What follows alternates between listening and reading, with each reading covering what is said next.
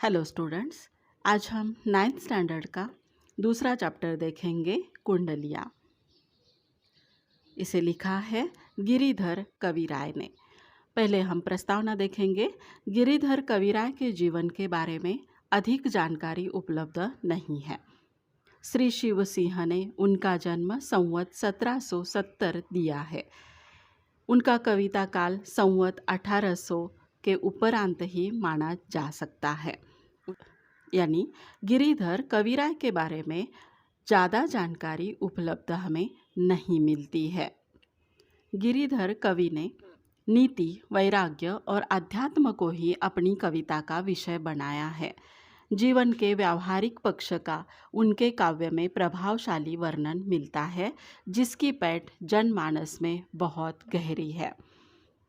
गिरिधर कवि के नीति, वैराग्य और अध्यात्म ये कविता के विषय रहे हैं। नीति इसका मतलब है नीति, नियम, आचार विचार। वैराग्य यानी त्याग, यानी नीति, वैराग्य और अध्यात्म ये तीनों इनके कविता के विषय रहे हैं।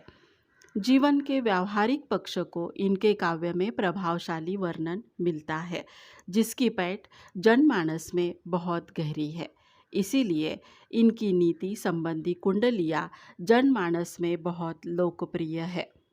इस लोकप्रियता का सबसे बड़ा कारण है बिल्कुल सरल, सहज, व्यावहारिक तथा सीधी सादी भाषा में गंभीर तथा नीतिपरक तथ्यों का कथन। कुंडलियों में ही इन्होंने अपने समस्त काव्य की रचना की है। गिरिधर कविराय की कुंडलियाँ लोकप्रिय होने का कारण ये है कि जो आम इंसान है, आम आदमी है, उसकी रोज़मर्रा की जो ज़िंदगी है उससे जुड़ा वर्णन इसमें मिलता है। और साथ ही साथ इनकी भाषा सहज, सरल और सीधी सादी है। कुंडलियों में ही इन्होंने अपने समस्त काव्य की रचना की है। यानी उन्होंने जो भी काव्य लिखा है वो सभी काव्य कुंडलियों के माध्यम से ही लिखा गया है।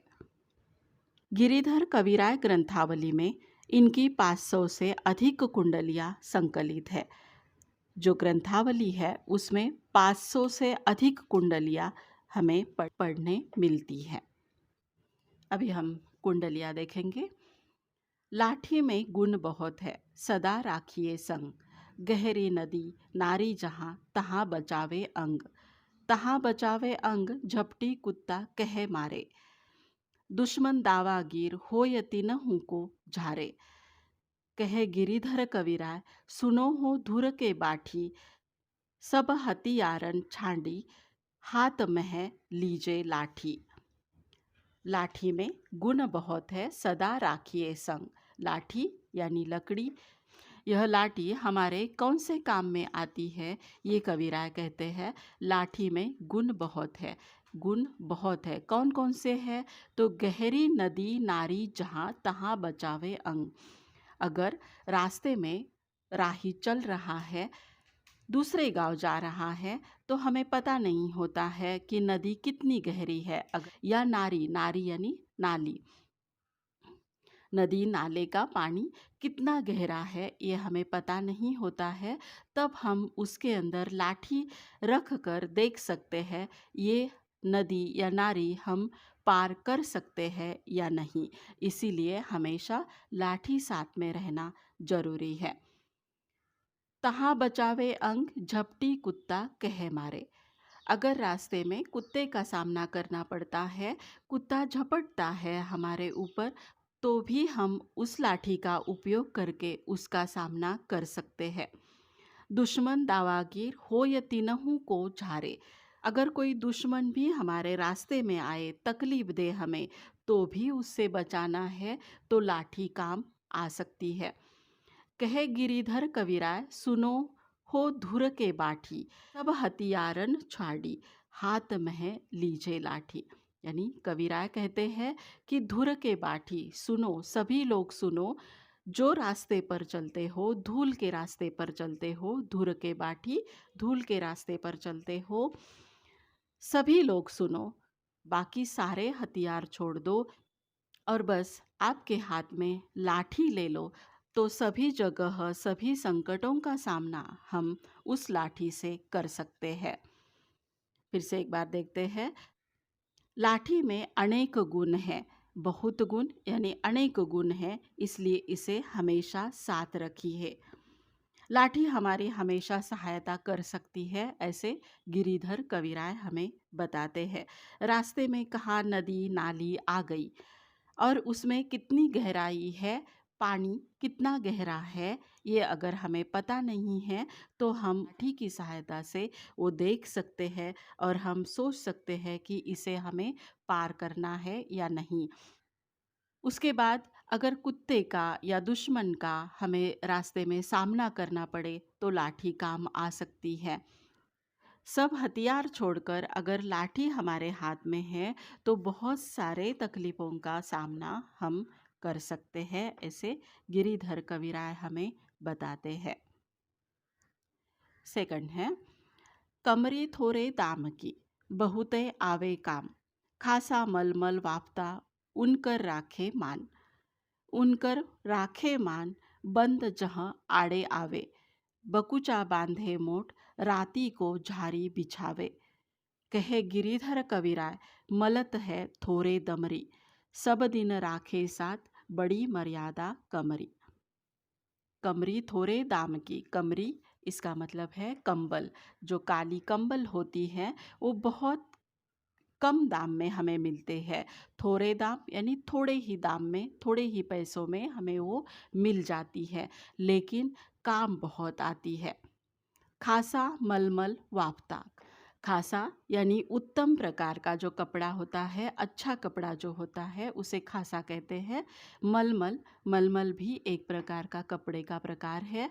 वाफ्ता इसका मतलब भी महंगे कपड़े, यानी खासा मलमल वाफ्ता ये जो बहुत महंगे कपड़े हमारे पास होते हैं उनकर राखे मान, यानी उनको संभालने का काम भी ये कंबल कर सकती है। उसके अंदर, कंबल के अंदर अगर हम उसे लपेट कर रख देते हैं, गठरी बांध कर रख देते हैं तो ये कपड़े अच्छे रहते हैं। बकुचा बांधे मोट राती को झारी बिछावे। बकुचा यानी गठरी में बांधकर इन कपड़ों को, खासा मलमल वाफ्ता जैसे महंगे कपड़ों को जैसे हम धूल मिट्टी से बचा सकते हैं, उसी प्रकार रात को हम कंबल बिछाकर सो भी सकते हैं। कहे गिरिधर कविराय मिलते हैं थोरे दमरी, सब दिन राखे साथ बड़ी मर्यादा कमरी। गिरिधर कविराय बोलते हैं कि थोड़े दमरी, दमरी यानी पैसे, दाम पर, थोड़े दाम पर ये कंबल मिलती है, लेकिन सब दिन, पूरे दिन आप उसको साथ में रखिए, हमेशा पूरे दिन यानी हमेशा आप उसको साथ में रखिए तो ये बहुत काम की चीज़ होती है। कमरी का मतलब कंबल। कविराय कहते हैं कमरी अत्यंत थोड़े मूल्य में मिलती है, यानी कंबल बहुत कम दाम में मिलती है। इस सस्ती कंबल के फायदे भी अनेक हैं। खासा, मलमल या बाफ्ता ऐसे जो उत्तम प्रकार के कपड़े होते हैं, महंगे कपड़े होते हैं, इनको अगर हिफाजत से हमें रखना है, धूल मिट्टी से बचाना है तो हम इसे कंबल में लपेट कर रख सकते हैं। यही नहीं, रात पड़ते ही कंबल को झाड़कर बिछाया भी जा सकता है और आराम से सो सकते हैं। गिरिधर कविराय कहते हैं कि इतनी उपयोगी कमरी कम दाम में मिलती है, अतः इसे हमेशा अपने साथ रखिए। नेक्स्ट देखेंगे, गुण के गाहक सहस, नर बिन गुण लहे न कोय, जैसे कागा कोकिला शब्द सुने सब कोय। शब्द सुने सब कोय, कोकिला सबे सुहावन, दोऊ को एक रंग काग सब भये अपावन। कहे गिरिधर कविराय सुनो हो ठाकुर मन के, बिनु गुण लहे न कोय, सहस नर गाहक गुण के। सहस यानी सहस्त्र, गाहक यानी ग्राहक यानी लेने वाले, गुण के गाहक सहस यानी अगर गुण है तो उसको चाहने वाले, ग्राहक का यहाँ मतलब हम लेंगे चाहने वाले। गुण के चाहने वाले सहस्त्र यानी हजारों लोग होते हैं। नर बिन गुण लहे न कोय, अगर किसी में गुण नहीं है तो उसे कोई पसंद नहीं करता है। उसका एग्जाम्पल दिया है सामने। जैसे कागा कोकिला, शब्द सुने सब कोय। शब्द सुने सब कोय, कोकिला सबे सुहावन। दोऊ को एक रंग, काग सब भये अपावन। जैसे कागा कोकिला, कागा यानी कौवा और कोकिला यानी कोयल। कौवा और कोयल ये दोनों भी एक जैसे ही दिखते हैं, एक जैसे ही होते हैं, उनका रंग भी एक जैसा होता है, लेकिन सभी लोग कोयल को पसंद करते हैं। क्यों? क्योंकि उसका आवाज़ बहुत सुहावना होता है, यानी सुंदर होता है। उसके मुकाबले कौवे का आवाज़ अच्छा नहीं होता है और इसलिए उसे कोई पसंद नहीं करता है। कहे गिरिधर कविराय, सुनो हो ठाकुर मन के। बिनु गुण लहे न कोय, सहस नर गाहक गुण के। कविराय कहते हैं कि इसीलिए सभी लोग, सभी ठाकुर यानी अच्छे लोग, यानी तुम सभी अच्छे लोग ये मेरा कहना सुनो कि तुम्हारे अंदर गुण ज़्यादा होने चाहिए, ताकि तुम्हें सभी लोग पसंद करेंगे। फिर से एक बार हम अर्थ देखेंगे। गुण के गाहक यानी प्रशंसक, चाहने वाले हजारों होते हैं, पर जिसके पास गुण नहीं होते उसे कोई पसंद नहीं करता है। इसीलिए व्यक्ति को अपने गुणों का विकास करना बहुत आवश्यक है। यहाँ कवि राय कौवा और कोयल का उदाहरण दे रहे हैं। कौवा और कोयल दोनों का रंग एक जैसा होता है, लेकिन कौवे का कर्कश आवाज़ होता है, उसके कारण उसे कोई भी पसंद नहीं करता। लेकिन कोयल का आवाज़ मधुर होता है तो सभी को वो अच्छी लगती है। गिरिधर कविराय कहते हैं कि समाज में लोग केवल गुणों को ही देखते हैं, गुणों का आदर करते हैं। रंग रूप देखकर थोड़ी देर हमें अच्छा लगेगा वो व्यक्ति, लेकिन गुणों के बिना किसी का सम्मान नहीं हो सकता है। गुणी व्यक्ति को चाहने वाले हजारों लोग होते हैं। फोर्थ है, साईं सब संसार में मतलब का व्यवहार। जब लग पैसा गांठ में, तब लग ताको यार। कविराय कहते हैं कि संसार में सभी लोग मतलब से ही बातें करते हैं, मतलब का ही व्यवहार होता है। जब पैसा है तभी बहुत सारे यार होते हैं, यार यानी मित्र होते हैं, दोस्त होते हैं। तब लग ताको यार, यार संग ही संग डोले। यानी जब तक पैसे हैं तब तक हमारे साथ में आने वाले बहुत सारे दोस्त होते हैं। पैसा रहे न पास, यार मुख से नहीं बोले। अगर पैसे हमारे पास नहीं होते हैं तो यार मुख से नहीं बोले, यानी बस बोलते भी नहीं है। कहे गिरिधर कविराय, जगत यही लेखा भाई। करत बेगर जी प्रीति, यार बिरला कोई साई। यार बिरला कोई साई। बिरला यानी बहुत कम मिलने वाला, बेगर जी यानी निस्वार्थ। गिरिधर कविराय कहते हैं जगत यही लेखा भाई, यानी जगत में ऐसा ही होता है। क्या होता है? बेगर जी प्रीति यानी निस्वार्थ प्रीति करने वाला यार, दोस्त बहुत विरला होता है। ज़्यादातर लोग हम व्यवहार से ही नज़दीक आने वाले होते हैं। एक बार हम देखते हैं। कविराय गिरिधर कहते हैं कि इस संसार में सभी लोग मतलब से ही बातें करते हैं और मतलब से ही संबंध रखते हैं। जब किसी व्यक्ति के पास पैसा होता है तब तक मित्र कहलाने वाले लोग उसका साथ देते हैं, लेकिन जब पैसे खत्म हो जाते हैं तो मित्रता भी समाप्त हो जाती है। ऐसे पैसे देखकर पास आने वाले जो दोस्त होते हैं वो बात भी नहीं करना चाहते हैं। गिरिधर कविराय कहते हैं कि इस संसार का यही व्यवहार है। संसार में ऐसे लोगों की संख्या अत्यंत कम है। ऐसे लोग बिरला है जो निस्वार्थ से मित्रता करते हैं। नेक्स्ट है, रहिए लटपट काटी दिन, बरू घामे मासोय। छाह न बाकी बैठिए, जो तरु पतरो होय। जो तरु पतारे होय, एक दिन धोखा दे है। जा दिन बहे बयारी, टूटी तब जर से जेहे। कहे गिरिधर कविराय छाह मोटे की गहिए। पाती सब झरी जाए तऊ छाया में रहिए। रहिए लटपट काटी दिन बरु घामे मासोय। छाह न बाकी बैठिए जो तरु पतारो होय। छाह यानी छाया या शाडो, तरु, तरु का मतलब वृक्ष, और पत्रो यानी बहुत पतला।